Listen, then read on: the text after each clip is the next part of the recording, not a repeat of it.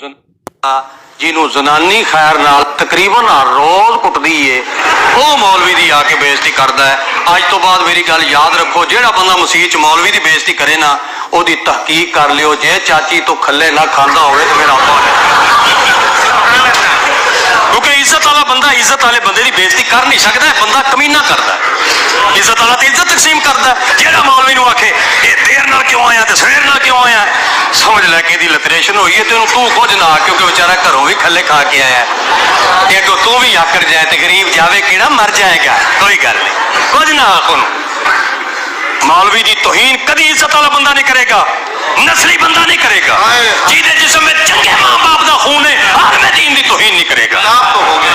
ਇਹ ਕੰਮ ਕਮੀਨਾ ਬੰਦਾ ਕਰੇਗਾ, ਭੈੜਾ ਬੰਦਾ ਕਰੇਗਾ, ਘਟੀਆ ਬੰਦਾ ਕਰੇਗਾ। ਬਾਕੀ ਮੌਲਾ ਮਾਂ ਨੂੰ ਇਹ ਕਹਾਂਗਾ, ਜਿਹੜੇ ਬਾਇਜ਼ਤ ਮੇਰੇ ਸਾਥੀ ਬੈਠੇ ਨੇ ਉਹਨਾਂ ਨੂੰ ਇਹ ਅਰਜ਼ ਕਰਾਂਗਾ ਕਿ ਜਦੋਂ ਤੁਸੀਂ ਨਮਾਜ਼ ਪੜ੍ਹਾਉਂਦੇ ਹੋ ਬਾਹਰ ਭਾਵੇਂ ਕੋਈ ਚਵਲਾ ਸ਼ਵਲਾ ਮਾਰਦਾ ਹੈ, ਮਗਰ ਤੇਰਾ ਸ਼ਾਨ ਅੱਲਾ ਕਿੰਨਾ ਬਣਾਇਆ। ਜਦੋਂ ਤੂੰ ਨਮਾਜ਼ ਪੜ੍ਹਨਾ ਜਿੱਥੇ ਤੇਰੇ ਪੈਰ ਹੁੰਦੇ ਨੇ ਤੇ ਪੂਰਾ ਮਹੱਲਾ ਤੇਰੇ ਪੈਰਾਂ ਵਿੱਚ ਮੁਹੰਮਦ ਦੇ ਰੱਬ ਨੇ ਕਿਵੇਂ ਝੁਕਾਇਆ।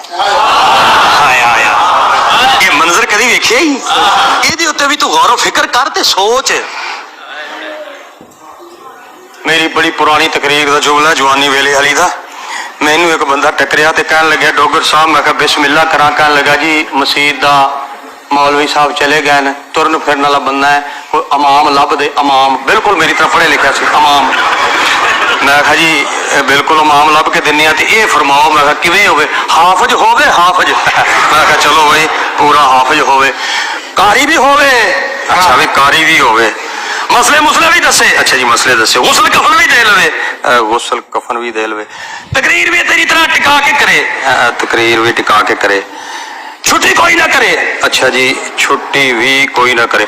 ਸ਼ਾਦੀशुदा ਹੋਵੇ, ਅੱਛਾ ਜੀ ਬਾਲ ਬੱਚੜਦਾਰ ਹੋਵੇ। ਸਾਰੀਆਂ ਗੱਲਾਂ ਉਸ ਕਰ ਲਈਆਂ।